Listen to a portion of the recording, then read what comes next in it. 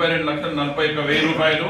అలాగే మన ఎడపల్లి మండలానికి వస్తే 24 మంది లబ్ధిదారులకు 10,11,500 రూపాయలు మనం ఇవ్వడం జరుగుతున్నది ఈరోజు.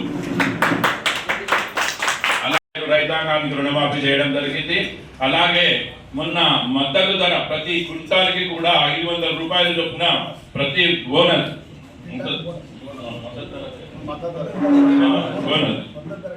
500 రూపాయల బోనస్ చొప్పున గవర్నమెంట్ కి సప్లై చేసిన ప్రతి గింజ కూడా బోనస్ ఇవ్వడం జరిగింది.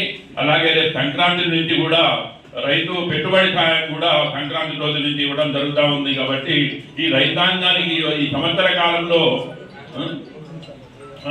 మరి ఇంకా రాబోయే రోజుల్లో హౌసింగ్ లో నిరుపేదలకు ఒక యాప్ ఇన్వాల్వ్ చేయడం జరిగింది. ఆ యాప్ ద్వారా నిరుపేదలకు అందరికీ కూడా ఇల్లు ఏర్పాటు చేయడం జరుగుతూ ఉంది.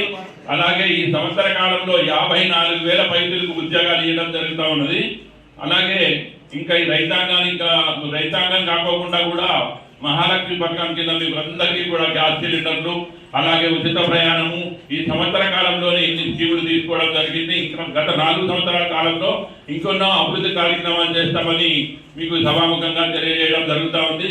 అలాగే అభివృద్ధికి గాను సిఆర్ఆర్ఎన్ నిధుల నుండి మళ్ళీ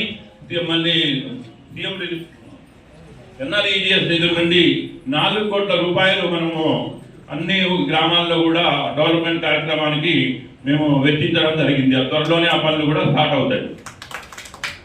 ఇక్కడికి ఇచ్చేసిన పత్రికా మిత్రులందరూ కూడా పేరు పేరున శుభాభినందనలు తెలియజేస్తూ మరి ఈ దేశ చరిత్రలోని మరి యొక్క తెలంగాణ యొక్క ఆవిర్భావం అనేది తెలంగాణ యొక్క ప్రత్యేక రాష్ట్రంగా ఏర్పాటు చేసినటువంటి గొప్ప వ్యక్తి, ఈ దేశ చరిత్రలో ఎనలేని కీర్తిని గడించినటువంటి శ్రీమతి సోనియా గాంధీ